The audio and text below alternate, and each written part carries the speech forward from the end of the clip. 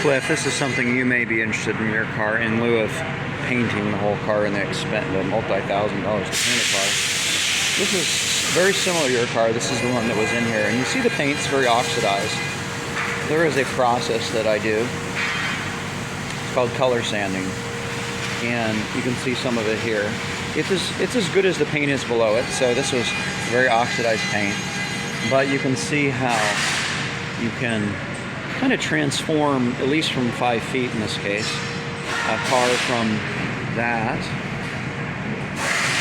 right there. And it's through this process here. It's like it's a process of wet sanding, 15, 2,000, 25, 3,000, then 1, 2, 3, 4 steps to 3M process of actually polishing to where you get to the finest one, which is really soft. It's for your car, I could do your entire car for $600. It's a full day of work, maybe a little more, but something you might be interested in if you don't quite have the funds to paint the entire thing. You can make it look. You can maybe bring it from let's say this is a 3.5 to 4 to maybe a 7.5, right? At least it's shiny from 5 feet, 10 feet. So something to think about. So that's wet sanded very quickly at 2,500. It should be a dull, consistent dull. You see,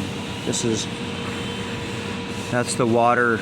Just I wiped it off, evaporating. But what should be left is a nice smooth dull. Now I'm going to go to 3,000 grit. So 3,000 grit here. So it's still wet. It's from the wet sanding with 3,000. I'll dry it off and look at it. And that's after sanding it with 3,000. You got to be careful how much you sand, because you see it's actually taking off a layer of the paint, hopefully just the oxidized layer, but you can pretty easily cut through a corner with the sandpaper, so it's definitely a trade-off. But now I'll go to the 3M number 1 and the wool pad. I'm using the higher grit number 1, right, which corresponds to the wool pad. The wool pad is kind of aggressive, and this is a more aggressive. You can actually feel the grit in your finger on this. So I now polish this with using that wool pad. So that's what it looks like after using the wool pad and the number 1. So now I'm going to go to the number 1 and a less aggressive pad that's made for the number 1, and that's this. It's got kind of a rough foam.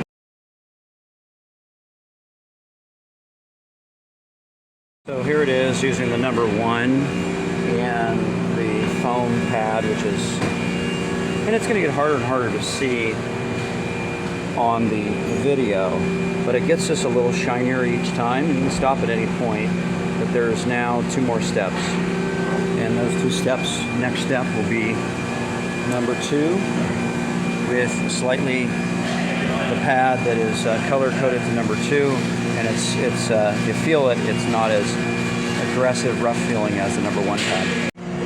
So that was step 2. That's with the darker one. And again, it just gets a little better. You could stop at step 1, but it gets a little better each time. So that was the finished product, step 3. So perfect? No. I could have sanded down harder and got some of the deeper scratch marks out, but you run the risk of taking too much paint off, and then you don't have any more paint. So you got to kind of make judgment calls. So that's not a bad refurbishment from that to that.